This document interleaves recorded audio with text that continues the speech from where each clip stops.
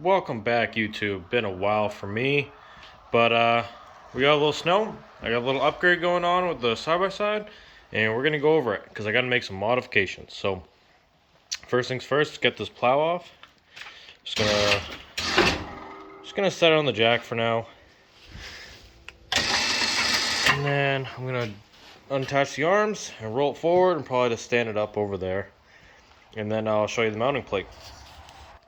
Okay, now that the plow's off, I want to show you this plate.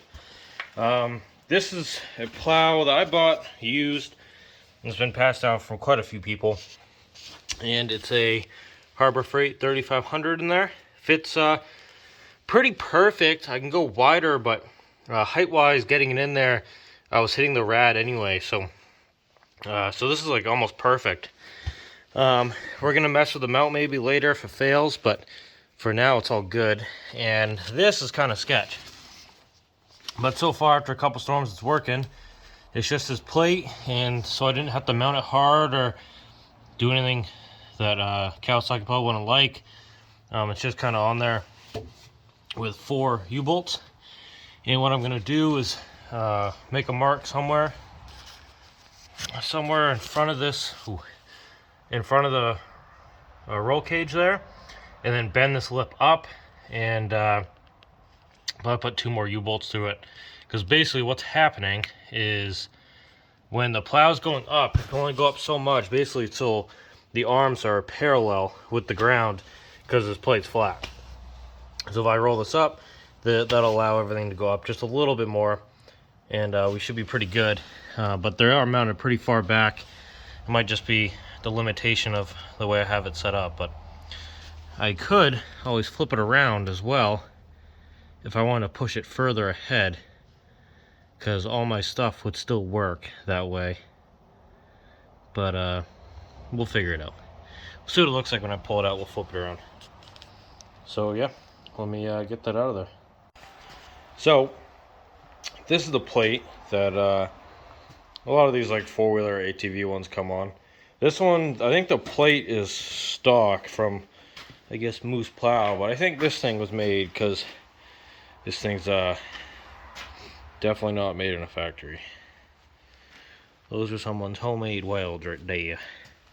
And these are all fucking crooked and all weird. So anyway, I think that's what happened there. But as you can see, I already kind of have a crease of where I'm gonna try to bend this. And it actually looks relatively square, which means I probably put it on relatively square.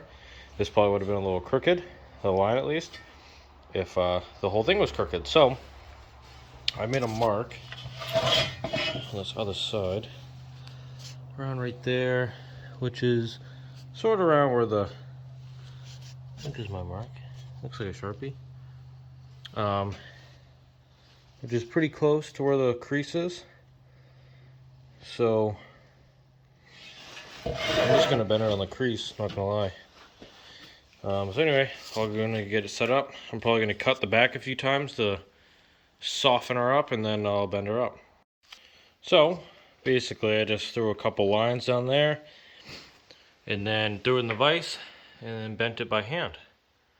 And I'm gonna try it. I'm gonna mount it, probably use it for a little bit, and maybe if it works, when I pull it off for the season, I'll fill this with weld, paint it, and then I might paint the whole plow too, because I don't like yellow. So let's try to mount it, see what happens. And these are the holes I drilled to mount the plate, and they had a couple of these, and they're kind of like this one's lined up and this one's lined up, but it's crooked. And we might have enough. I'll check it. I have a U-bolt joint somewhere. I'll grab one. I'll grab a U-bolt. I had a brand new one. I don't know where to put it. It's one that fell out. Still pretty square. Ooh, just not quite. But this one fits here, right? So let's this inside hole's good. This one's a little different. Not quite as good. But we're gonna see, because they come up square. So I can follow these lines up and put one next to it, or we can re-drill somewhere so it's higher. Obviously, higher the better, but I kind of run out of real estate where this angles up. Might have to do that, or I can elongate this hole. Just do that. I don't know. This one's a little easier, I feel like. Maybe they're the same. Somehow I feel like this one's closer, but it's probably not. It's probably the same. Especially if it's higher. So I was able to get up here. This hole is like slightly, kind of see my line. It's like slightly not right. Not right. But this one's dead on. Same with this guy. Dead on. So probably gonna have to use that. I don't have to obviously, but probably should. Just to get something up there. Help them slide it back as much. So I'm gonna drill a hole and then we'll be off to the races. Just like that, I got this plate all mounted. Oh, just laying it down so I can show you. So before, it was just the back two U-bolts, and basically the way this tube frame works, comes up here to the front where the bumper mounts. This is all part of the bumper. This is the frame. Tube mount comes down, flattens out for under the differential, then it goes back up. And I just took advantage of the flat spot and throw two there, and then I wanted to bend this one up just to give me a little protection up there, and so it doesn't catch on stuff if I leave this on, because I did remove the factory skid plate to mount this plate. Maybe I'll put the factory one back on in like the spring when this comes off. Maybe I'll just leave this thing. This is definitely a better one, much thicker, not going to bend as easy. It just mounted not as secure. These are just stainless U-bolts from Home Depot. They're not very good. But anyway, first time mounted, I wanted the little pegs that mount the frame directly under the center of the tube, like the center of the flat spot. But the tube was just as long as those were mounted, and with those there, I'd always have one nut right. It would have been right in the either the front or the back. I couldn't move it enough to clear both ends of that of the tube mount. So I just slid the whole plate backwards, and now it's kind of sketch where those are actually behind where the tube starts going up, which isn't my favorite. And probably at some point I will either cut directly behind those mounts and then bend that whole thing up, or I'll just cut it off and this thing will end right there, because I don't want it flat driving around through like my road going to the camp or anything like that, because that seems like a terrible time. I'll catch on a bunch of stuff. When we're backing up, might catch on whatever, grass, muck, you know, any of the stuff, and just like, I don't know, start growing shit up there, and I don't want that. So I might cut it off, I might bend it off, undecided yet. We're gonna see how this goes now. I'll mount the plow, see if I can get it to go higher. Basically, this was a little flatter before too. It's sitting back further and it's sucked up further, so it's this needed to be bent just a little bit more. But we can take care of that when I pull it off, because I want to weld basically that seam I cut out. I'll bend it a whisker more, then I'll weld it so it's nice and strong again. Basically, when those came through, at most it could be parallel. It was high enough to move around. It was no big deal. But I was straining these U-bolts. Every time I went up, the winch would go near, you know, when it's getting tight, and it was basically pulling this whole frame, distorting it. And there's a couple of these that are bent. I moved them up front instead of in the back. I put nice straight ones in the back. So it was always trying to bend. That's how it got that original crease that I ended up just basically mimicking cutting anyway. So that worked out as much as it could. But anyway, let's slide that plow back and see what it looks like.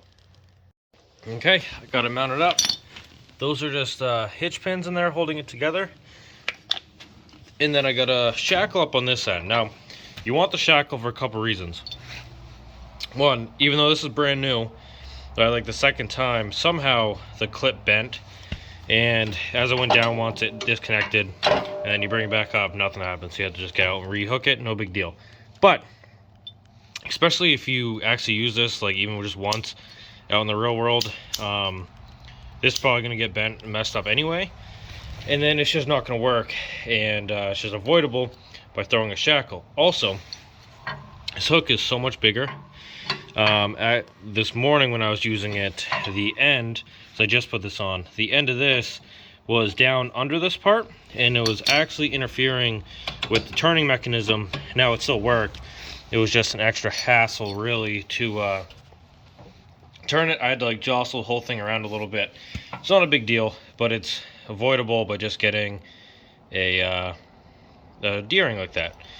This thing size is 5/16 as depicted here. This is 3/8. It fit. It was very tight. 5/16 is probably perfect. Especially once you use it a couple times, these cheaper braids, especially like the Harbor Freight ones or anything in general, these will eventually distort and sometimes fall out or be all wampus. Just these little, the metal, like, I don't know what to call it. There's a word in my head I want for it, but I can't find it right now. Anyway, these, they always, eventually, after a lot of use and whatnot, and pressure, it'll distort, and then they won't be 5/16 anymore. And with this being 3/8, it might be very hard to get off if it ever caught a lot of strain. Hopefully, it just won't be that bad. As for the winch, I want to show you guys how I did that. I did buy one of these wireless ones. I didn't want to have to, be stuck like in the cab if I ever wanted to use it. But let me show you where I did all the wiring. First, go under the seat. My red and black come through there. There's this big old thing that they send you. I don't know if that's I think it's just a big fuse. Or it's a circuit breaker right on there. It's pretty simple, red and black. Besides that, in here, I think that's it. I ran that underneath. Basically, and then I had to buy a little more wire on each side just to get it long enough. The factory wires from Harbor Freight were just too short. I mean, like a foot. Oh man, didn't like it. Now, well, the magic is, I popped this front cover, and what I'm probably going to do is just cut like a big U out of it, some sort of U shape, run the wires to the U, and so I can put that back and kind of keep most of my things off of it. And then this temporary, I got to figure out after I plug it back in, or put the plug back in, what I can do to mount it. It's probably just going to end up right here on the wall. Same with this controller. This is the Bluetooth part. That's plugged into the wiring harness. Now this wiring harness is different with the 3500 as it is to like a 12K. Because it's made to be on a four-wheeler. These wires are quite a lot longer. It has a couple different plugs because you can have handlebar remote and whatnot. This is made so you can plug this in wherever you want. So I've seen some people run it into the storage box here, and then you open it and then all your shit's plugged in right there. For right now, this wire I just rerouted to red. You're supposed to run it to some sort of ignition source. I just don't care, so I just put it right to power. And when it's going to sit for a while, I'll just unplug this connector, because that's what gives the controller power, so that I don't have any sort of parasitic draw. But that is the current setup. Like I said, this is going to get mounted here. Same thing with that. I'll just go right next to it, and all the wires will probably get zip tied together, so they're not like, this is just super long for the controller. Normally, even all these wires are right on the winch, and then you just have one big box, but it doesn't need it, I guess, for being so smaller where everything's remote. They make it so you don't have to do that. But yeah, so let's see if it works real quick. Left the controller in here.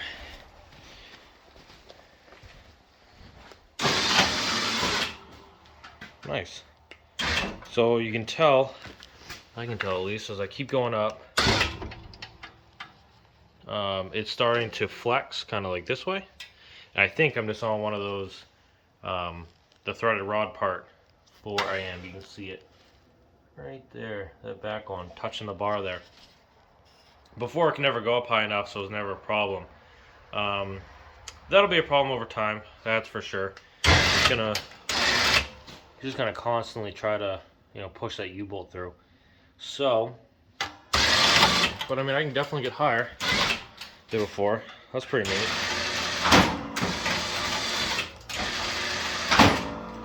So what I'll have to do is probably just cut off all those ends, get that as tight as I want it to be.